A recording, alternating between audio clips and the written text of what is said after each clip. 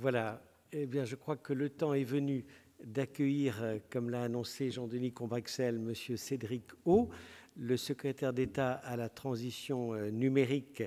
et aux communications électroniques. Monsieur le ministre, je voulais d'abord vous remercier d'avoir accepté de clôturer ce colloque qui, vous l'avez compris, est co-organisé par le Conseil d'État et la chaire Gouvernance et Régulation de l'Université Paris-Dauphine. Toute la journée, nous avons croisé les regards de juges, de juristes, de représentants des autorités de régulation, de praticiens, d'universitaires, sur les enjeux multiples que pose l'irruption de la donnée. Enjeux démocratiques, enjeux économiques, enjeux régulatoires, mais tout le monde est tombé d'accord sur deux constats. Le premier, c'est que voilà, la donnée devient aussi un moyen d'améliorer la gouvernance publique, mais aussi de mieux conduire les politiques publiques, mais que d'une certaine manière, cette irruption de la donnée nécessite des règles que l'on doit construire en Europe, à Paris, et c'est donc bien légitime que nous vous donnions la parole pour que vous nous expliquiez à la fois les projets qui sont les vôtres, à un moment voilà, où l'actualité nous tourne vers le futur Digital Service Act et sans doute des évolutions européennes auxquelles vous contribuez. Encore merci, Monsieur le Ministre, d'avoir accepté d'être parmi nous cet après-midi, avec une chance, c'est que devant votre écran, vous n'avez pas besoin de porter le masque. Merci, Monsieur le vice-président. Effectivement, j'ai cette chance quasi anthropologique de ne pas porter le masque étant dans mon bureau. Je voudrais vraiment remercier à la fois le Conseil d'État, évidemment, mais aussi l'Université Paris-Dauphine pour cette invitation qui rejoint quelque part nombre des réflexions quotidiennes et du travail quotidien de mon secrétariat d'État, à la fois au niveau français et, vous l'avez évoqué, également au niveau européen, s'agissant notamment de la présentation prochaine, début décembre, nous l'espérons, du Digital Services Act, qui doit marquer normalement une étape supplémentaire dans la régulation des grandes plateformes en règle générale et particulièrement sous l'aspect des données. Alors, il y a plusieurs éléments que je pensais partager avec vous aujourd'hui. Le premier élément, c'est évident, évidemment, et j'imagine que cela a fait l'objet de nombreux échanges aujourd'hui, c'est pourquoi je n'y passerai pas beaucoup de temps, c'est l'importance de ce qu'est devenu la donnée dans l'économie qui est la nôtre, économie de l'attention, économie de la gratuité, économie du service personnalisé, qui fait qu'aujourd'hui, la donnée est probablement devenue le premier sous-jacent de valeur économique dans l'estimation de la puissance d'une entreprise. Avant même de parler de sujets juridiques et démocratiques, je pense que ce qui est intéressant de noter, c'est que les entreprises qui valent le plus d'argent, c'est un petit peu caricatural, mais c'est assez vrai, aujourd'hui, ne sont pas celles qui ont les sous-jacents traditionnels les plus importants, mais celles qui ont la capacité à capter et potentiellement à valoriser demain le plus grand nombre de données. C'est ce que nous voyons aux États-Unis avec les entreprises comme Google, comme Facebook, comme Amazon, ou en Chine avec Alibaba ou encore Tencent. Et donc, nous avons vu émerger dans les 20 dernières années des entreprises d'une taille et d'une empreinte économique et démocratique que nous ne connaissions pas par le passé, qui posent des problèmes juridiques, qui posent des problèmes économiques et qui posent des problèmes de souveraineté, mais qui sont fondées sur cette économie de la donnée, de manière d'ailleurs en partie prospective, puisqu'il est fort probable que ce qu'ils savent faire aujourd'hui avec la donnée est encore limité par rapport à ce qu'ils pourraient faire et que donc dans la valorisation qui est la leur, il y a une partie de prospective. On a une modification et donc l'apparition de ces acteurs, mais on a aussi de manière corollaire une modification des chaînes de valeur traditionnelles avec des transformations des secteurs traditionnels, je pense à la banque, je pense à l'automobile, on parlait tout à l'heure de l'agriculture, pour s'aligner sur ce modèle-là, ce qui pose d'ailleurs un certain nombre de questions, à tel point qu'on peut avoir que les banques redoutent l'arrivée des GAFA qui connaissent finalement mieux leurs clients qu'eux sur le marché de la finance, à tel point que l'automobile peut être dans une certaine prospective considérée comme devant s'aligner sur cette question de la donnée, avec l'adjonction de la question de la donnée et de la question de la voiture autonome, qui laisse entendre que l'automobile ne serait plus qu'un vecteur de déplacement et donc de temps libre, puisque la voiture serait autonome, et que donc toute la question est de la capacité à capter de la donnée personnelle pour rendre des loisirs de manière personnalisée dans l'automobile. C'est vrai également de l'agriculture, et je crois que ça a été l'objet de la table ronde précédente. Avec par ailleurs, et comme j'ai eu l'occasion de l'évoquer notamment sur la question financière, une captation de la valeur par ceux qui gèrent le mieux la donnée et sont plus aptes à le faire, à la fois en termes techniques, en termes financiers et en termes d'expérience, qui sont évidemment les GAFA. Je ne parle ici évidemment que des données personnelles qui me semblent, qui ne sont qu'une partie du sujet, j'aurai l'occasion d'en dire un mot à la fin de mon intervention, mais qui me semblent aujourd'hui probablement celles qui font le plus question en matière juridique et même en matière quasiment essentielle ou ontologique. J'aurai l'occasion d'y revenir. En tout cas, c'est celles qui ont fait l'objet de la première bataille des années précédentes. Les données industrielles sont un sujet absolument essentiel, mais ne sont plutôt devant. Évidemment, cette évolution des modèles d'affaires, cette évolution de la structure de notre économie et même de notre démocratie nécessite d'être régulée. Et quand on parle de régulation de la donnée, on pense évidemment immédiatement à la question du règlement général de protection des données qui a été adopté au niveau européen et qui, je crois, de manière unanime, a constitué un pas absolument essentiel dans la conceptualisation et dans la mise en œuvre d'une politique publique de régulation de la donnée, à tel point qu'après avoir été en partie bloqué par une partie du monde, il fait aujourd'hui à peu près consensus, ou presque, notamment particulièrement dans les démocraties évidemment, et qu'il est devenu une sorte de standard international étant copié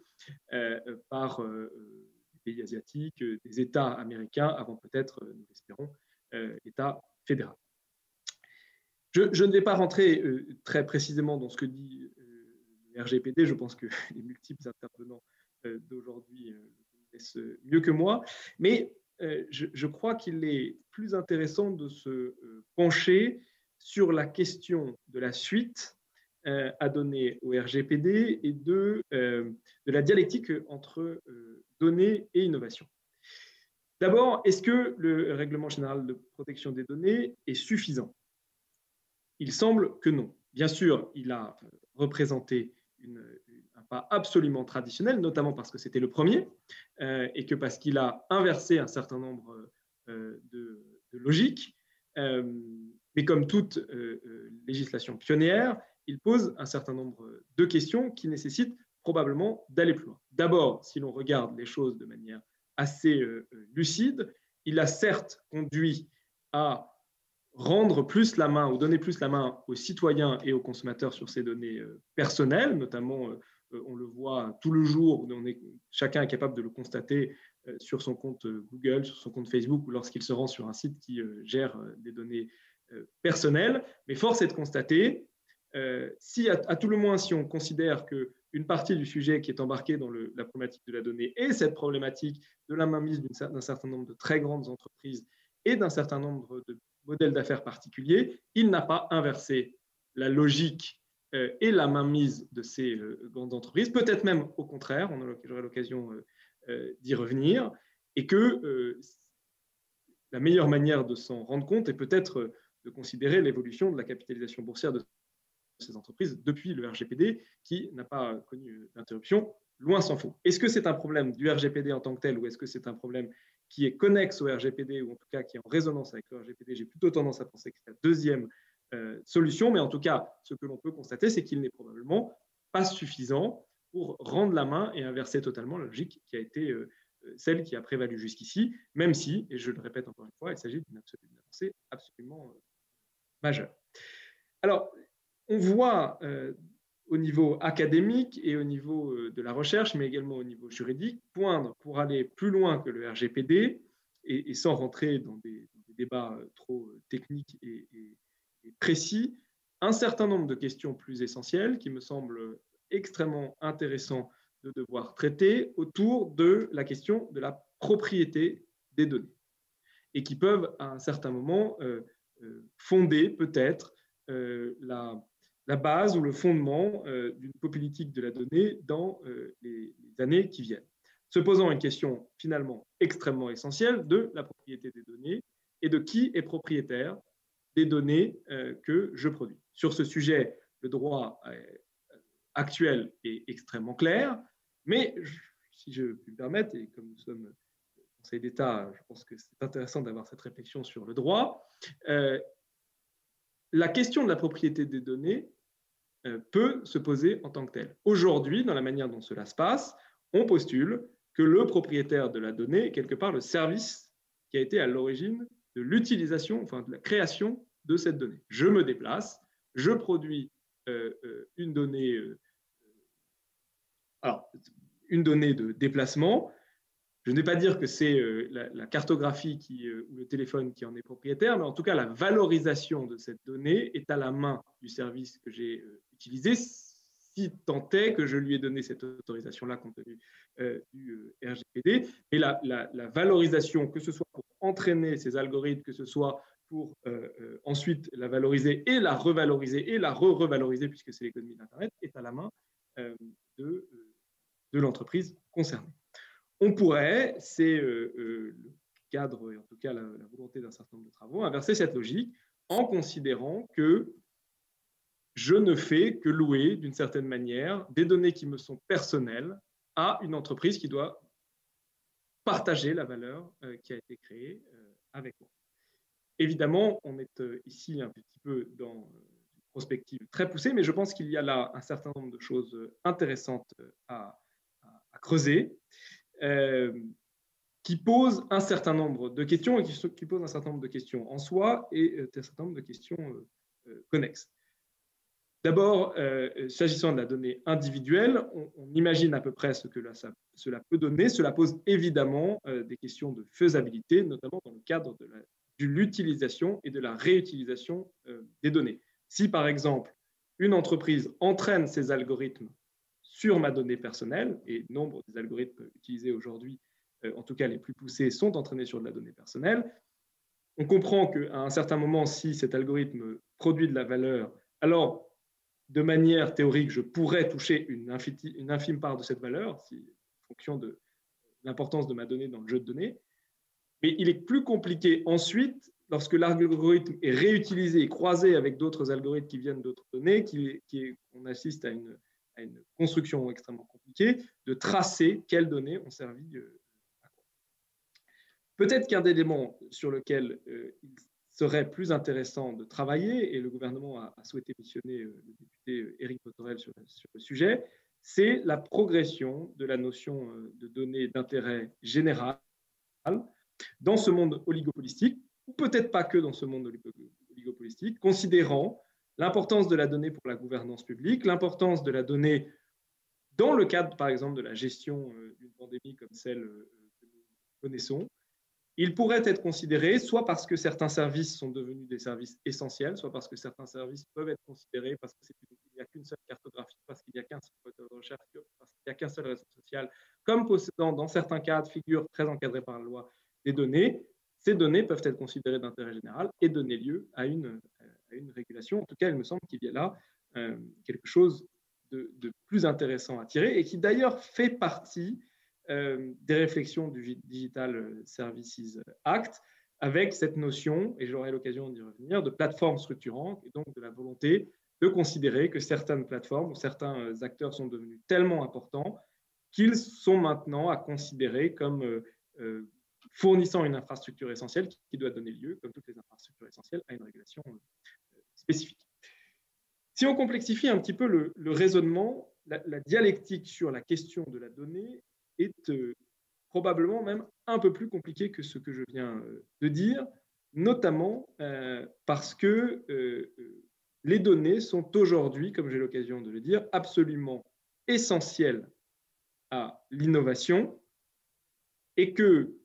on peut, peut-être pas de manière proportionnelle, mais en tout cas faire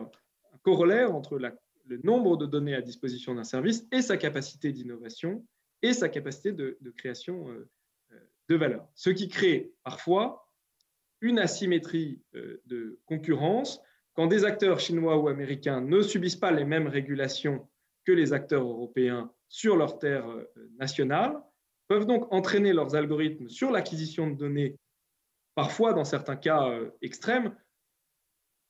qui seraient inacceptables. Je parle notamment des sujets de surveillance, qui seraient inacceptables dans une société occidentale. Le fait de pouvoir avoir accès à ces données les amène à disposer de services mieux entraînés et plus efficaces que les entreprises européennes qui, étant soumises à cette régulation européenne, étant soumises aux régulations du marché européen, n'ont pas la même capacité. Et donc, je pense que cette question de la donnée doit nous amener à repenser un certain nombre de règles internationales, ou en tout cas de manières d'approcher l'ouverture de nos marchés, car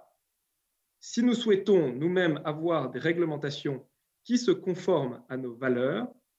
et si nous voulons faire en sorte que ces réglementations n'aient pas pour corollaire un désavantage compétitif absolument important entre les entreprises européennes et les entreprises extra-européennes, alors on doit le repenser dans le cadre d'une politique commerciale en faisant un peu le parallèle avec ce qui se passe sur la question de l'environnement. Mais aujourd'hui, nous sommes pris dans un dilemme qui est que nos réglementations sont, et c'est heureux, plus dures que ce qui se passe à l'étranger. C'est en matière de compétitivité internationale, et parce que nous ne fermons pas nos marchés à des services qui ont été développés sur des données que nous considérons, ou des jeux de données que nous considérons comme étant ayant comme fondement un fondement non éthique, nous ne fermons pas nos marchés à ces services, ce qui crée une asymétrie de compétences, ou en tout cas de compétitivité entre entreprises européennes et entreprises extra-européennes. À tel point, je voudrais par ailleurs ajouter un deuxième élément à la réflexion sur la régulation, c'est que ce que nous constatons aujourd'hui, et c'est vrai notamment du RGPD, je le disais tout à l'heure, c'est que plus nous augmentons les barrières, c'est-à-dire plus nous régulons la donnée, et plus nous rendons donc une partie de l'innovation difficile, plus les acteurs qui sont le plus à même de s'adapter aux règles européennes et d'être à la fois compétitifs, innovants, tout en respectant à la lettre la régulation, sont les acteurs qui sont déjà les plus puissants et qui ont déjà la plus grande empreinte. Dans cette dialectique que l'on connaît bien entre régulation de la régulation, qui est que mettre des barrières revient souvent à figer la compétition telle qu'elle existe. C'est un peu ce qui existe, par exemple, dans le cadre financier, dans le secteur financier. Et donc, il doit y avoir une réflexion sur le fait que mettre en place le RGPD a probablement, d'une certaine manière, renforcé les très grandes entreprises américaines du numérique, puisque ce sont les seuls à être capables d'assurer sur l'ensemble du territoire européen une conformité à peu près parfaite avec cette réglementation de l'ensemble de son service, compte tenu ne serait-ce que de la taille de leur service juridique. C'est également intéressant puisque cette question de la régulation a été au cœur des discussions européennes sur la directive e-privacy, avec un débat extrêmement simple qui partait d'une bonne volonté, qui était de redonner la main des Européens sur leurs données en interdisant un certain nombre de pratiques, comme celle des murs de cookies, mais qui aboutissait in fine, en interdisant une approche de captation de la donnée et de développement de services sur de la connaissance de l'internaute, à renforcer ceux-là même qui n'en avaient pas besoin, qui est ceux qui bénéficient déjà d'un écosystème immersif, qui sont les GAFA. Et donc, je pose ces éléments parce qu'il est nécessaire, dans cette économie de la donnée, d'avoir une réflexion holistique sur les conséquences réelles de réglementation qui peuvent évidemment, qui vont évidemment en sens, mais qui peuvent avoir pour effet de renforcer ceux qui sont déjà les plus puissants, ce qui nous amènera à un certain nombre réflexion subséquente. C'est d'autant plus vrai que la question de la régulation de la donnée, telle que nous la concevons jusqu'ici, se fonde sur une approche du consommateur qui est un petit peu en décalage avec la réalité, pour le dire en des termes assez directs. Ce qu'on constate tout de même aujourd'hui, c'est qu'il y a une forte scission, pour caricaturer un petit peu, entre le consommateur d'une part et le citoyen, le consommateur d'une part et le citoyen d'autre part, au sein de la même personne. Et autant le citoyen peut avoir des réserves sur le comportement d'un certain nombre d'acteurs, le traitement des données personnelles par un certain nombre d'acteurs, autant il est évident que le consommateur, lui, adore ces acteurs et adore les services et la qualité des services qui lui sont fournis. Ce qui conduit, dans les faits, à constater un renforcement constant de la compétitivité et de l'empreinte des grandes entreprises du numérique, notamment des grandes entreprises américaines, sur notre société, notre économie. Si on le dit en un certain nombre, en caricaturant un petit peu et en étant un petit peu direct, le rêve qui est celui aussi quelque part de la démocratie, d'un consommateur ultra éduqué et lucide qui inverserait la dialectique qui existe actuellement, n'existe pas ou n'existe pas encore et n'existera pas avant très longtemps. J'y reviens, cette question de la suppression, par exemple, des murs de cookies, qui avait la volonté de redonner la main à l'internaute, mais qui, dans les faits, aurait conduit à renforcer les acteurs qui bénéficient d'un système immersif. Dans ce cadre-là, un des apports du RGPD a été tout de même, je pense, cette question de la transparence qui a eu une très grande utilité, peut-être pas pour le citoyen lui-même. Je ne suis pas totalement certain que nous fassions systématiquement, lorsque nous allons sur un site, une inspection très détaillée des conditions générales d'utilisation et des conditions générales d'utilisation de nos données qui nous sont proposées avant d'accepter les pop-up qui apparaissent. Je ne pense pas non plus que chaque Français passe un temps infini à étudier les données enregistrées dans son compte Gmail ou Google pour regarder et paramétrer ces données. Mais il y a un intérêt absolument évident qui est celui de la transparence, et notamment de la transparence à l'égard de tierces parties qui peuvent faire ce travail pour la démocratie, qui me semble extrêmement intéressant. Alors, pour ne pas être trop long, à quelle conclusion cela m'amène-t-il sur la question de la régulation des données? Je pense que la question de la régulation des données est absolument essentielle, mais qu'elle doit être menée et pensée en coordination avec des réflexions, non pas seulement sur la donnée en soi, mais sur la donnée pour ce qu'elle est. C'est-à-dire des réflexions sur la transférabilité réelle de la donnée en conditions réelles. Il ne suffit pas de dire qu'il faut mettre à disposition l'ensemble des données personnelles de quelqu'un créées par un service. La question qui se pose est d'abord celle de l'interopérabilité. C'est le premier élément. Le deuxième élément, et là je pense qu'il y a quelque chose d'absolument essentiel à faire avancer, c'est qu'il faut penser non seulement la question de la régulation de la donnée en soi, mais en lien avec la question de la régulation des modèles d'affaires. Et je veux à cet égard saluer notamment les travaux de Joël Toledano sur la question. Il me semble que le fond du sujet, c'est la donnée, mais c'est surtout la donnée et la gratuité. Et que dans un monde de plus en plus financé par la publicité, nous sommes lancés dans une course en avant, quasiment démiurge, de déterminisme de comportement de consommateurs qui amène la volonté à capter tout azimut un maximum de données pour être capable, d'une certaine manière, de rentrer dans un monde déterministe où, en fonction de ce que vous mangez, de là où vous allez, de la manière dont vous habillez, on déterminera demain ce que vous allez voter aux élections cantonales. Il y a quelque part là, je crois, une volonté quasiment théologique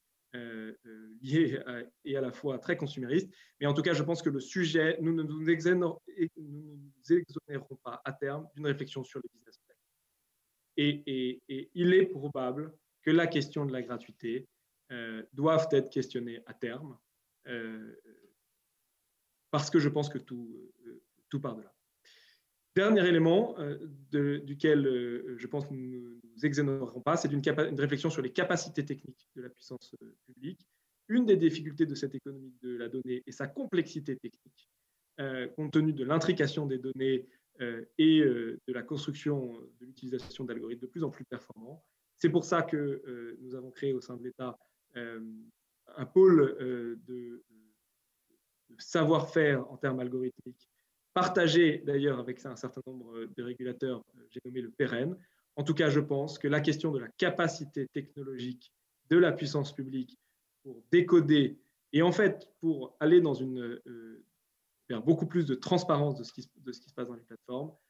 est un élément auquel nous devons absolument réfléchir. Nous ne sommes pas aujourd'hui au bon niveau en termes de capacité technologique. Nous ne sommes pas au même niveau que les acteurs que nous prétendons réguler. Une dernière remarque peut-être avant de conclure, c'est que je ne vous ai parlé évidemment que de données personnelles. Il me semblait que c'était l'un des éléments les plus intéressants dans la réflexion sur la dialectique entre régulation, gouvernance et innovation. Il est évident que l'un des autres horizons que nous devons aborder, c'est la question des données industrielles. Et d'ailleurs, je sais que ça tient énormément à cœur à la Commission européenne et notamment à Thierry Breton. Si l'on regarde en matière économique, il est probable que la France et l'Europe aient une bataille de retard dans le cadre des données individuelles. Ce n'est pas encore le cas dans le cadre des données industrielles, compte tenu des acteurs, de la taille et de la capacité à posséder des lacs de données extrêmement importants de l'Europe, que ce soit dans l'environnement, les transports, l'industrie, la banque. C'est un potentiel économique pour nous qui est extrêmement important, qui pose lui aussi un certain nombre de questions juridiques, mais sur lequel tout est encore à bâtir et qu'il s'agira de saisir dans les mois et les années qui viennent, faute de quoi, là encore, ce seront toujours les mêmes qui s'en saisiront. Vous parliez tout à l'heure d'agriculture. Nous avons sur ce sujet les mêmes problèmes. Je ne serai pas beaucoup plus long. Je voulais en tout cas, encore une fois, vous remercier pour votre invitation aujourd'hui sur un sujet, vous l'avez dit, monsieur le vice-président, à la fois économique, juridique, régulatoire, souverain, dans le fond, je pense, assez anthropologique, mais qui ne manquera pas de susciter encore pour bien des années, je pense, des réflexions sur cette question de la régulation. Je vous remercie. Merci beaucoup, monsieur le ministre, pour cette très belle conclusion. Vous l'avez fait avec beaucoup de franchise, beaucoup de sincérité et je crois aussi beaucoup de justesse. Et nous avons été impressionnés par finalement la profondeur de votre réflexion, y compris lorsque, je dirais, les problèmes restent à résoudre. Je voulais vous poser une question, si vous me le permettez. Pourra-t-on progresser aussi sur ce sujet en Europe sans progresser sur l'harmonisation fiscale et la construction d'un marché dans lequel les États membres ne seront pas en concurrence sur le moins-disant fiscal, en quelque sorte, pour attirer les sièges de ces plateformes? Et si la régulation européenne délègue la mise en œuvre de ces règles au pays du siège de ces plateformes, sans finalement le donner au pays dans lequel est le public destinataire en quelque sorte de ces règles, est-ce qu'on ne risque pas, comme en matière fiscale, avoir un moins-disant régulatoire qui fera que, en quelque sorte, les GAFA s'installeront dans les pays où non seulement la fiscalité est la plus douce, mais où les règles sont aussi les plus douces? Alors, c'est une excellente question, par essence, évidemment, Monsieur le Président, mais vous avez raison. Je pense que c'est aujourd'hui cette question de la régulation dans le monde numérique et de la création d'un cadre harmonisé européen est l'un des plus gros défis de l'Europe, qui met à mal son unité et une partie de son avenir économique. Je prends quelques exemples, parce que le sujet n'est pas que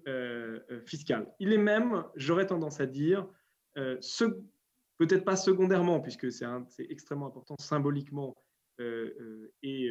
politiquement, mais je dirais que la question fiscale n'est peut-être pas la plus importante. Je crois que la question de la régulation de la donnée personnelle et est absolument essentielle dans la réflexion européenne. Je veux prendre à cet égard quelques exemples. Dans une économie qui est fondée sur la capacité, sur la donnée et la capacité à faire levier sur ces données, y compris d'ailleurs dans la capacité à être le plus fluide possible dans des législations existantes. Les phénomènes du passager clandestin, en tout cas le dumping réglementaire, a des conséquences absolument extraordinaires. C'est le cas, par exemple, dans l'e-commerce. Pour prendre un exemple très concret, si vous êtes un marchand d'e-commerce français et que vous vendez un bien, vous avez besoin, compte tenu de l'interprétation par la CNIL du RGPD, de 2 clics minimum, pour être très concret. Si vous êtes un marchand d'e-commerce implanté en Irlande ou au Luxembourg, compte tenu de l'interprétation différente, disons, des CNIL luxembourgeoises et irlandaises du RGPD, vous avez besoin d'1 clic. Cela peut paraître anecdotique. La différence de chiffre d'affaires entre l'un et l'autre peut aller jusqu'à 20 ou 30%, compte tenu de l'importance du nombre de clics dans le processus d'achat. Évidemment, et ce, alors même que nous sommes là dans le cadre du Règlement général des protections des données, qui est d'harmonisation possiblement, enfin normalement maximale au niveau européen. Évidemment, il existe des mécanismes d'appel et des mécanismes de mise à niveau. Sauf que s'il faut 2 ans ou 3 ans à l'organisme de coordination des CNIL européennes pour rappeler à l'ordre ou pour harmoniser d'une manière européenne l'interprétation de ce RGPD, alors, entre-temps, des empires se sont construits, des entreprises sont mortes et d'autres ont survécu dans un monde, on le sait, qui est fondé sur la règle du gagnant prend tout le marché. C'est vrai dans le domaine du e-commerce, c'est vrai par exemple dans le domaine de la banque. J'étais il y a quelques jours avec François Villeroy de Galhau et un certain nombre d'entrepreneurs en finance, où l'application de la règle qui impose de connaître ses clients dans certains pays de l'Europe de l'Est ou dans certains pays d'Europe n'a rien à voir avec l'interprétation qui en est faite par le régulateur européen, français, la CPR, ce qui conduit, in fine, à avoir un mécanisme d'acquisition client extrêmement plus simple sur des plateformes établies dans certains pays plutôt que des plateformes établies en France. Et ce genre d'exemple, vous avez cité la fiscalité, se multiplie. Il n'est pas tenable à long terme. C'est une discussion que nous devons avoir avec les Européens, mais la corollaire de la création d'un marché unifié de la régulation, enfin d'une régulation unifiée au niveau européen, et donc du dépassement de la question du pays d'origine et du pays de destination pour entrer dans un terme plus juridique, il faudra le faire accepter, ou il faudra l'accepter en tant que Français, un dessaisissement du régulateur français ou de l'institution publique française au bénéfice d'une institution supranationale, ce qui pose évidemment d'autres questions qui ne plaît pas toujours ni aux États, ni aux parlementaires, ni aux régulateurs, mais qui est indispensable si on veut avoir la réactivité et la capacité à créer ce marché. Merci beaucoup, Monsieur le ministre. Nous n'allons pas abuser de votre temps, mais tout ce que vous avez tracé alimentera d'autres colloques. Et je peux dire que le Conseil d'État reste candidat à l'organisation, tant ça aussi bouleverse nos métiers, mais aussi, je dirais, concrètement, les affaires que nous avons à juger. Je citais ce matin l'ordonnance du juge des référés sur le Health Data Club. C'est typiquement une affaire qui vient devant le juge administratif et il faut se préparer à en recevoir d'autres. Merci infiniment, Monsieur le ministre, d'avoir accepté de clôturer ce colloque et je l'espère vous retrouver donc à d'autres rendez-vous. Merci beaucoup. Avec plaisir.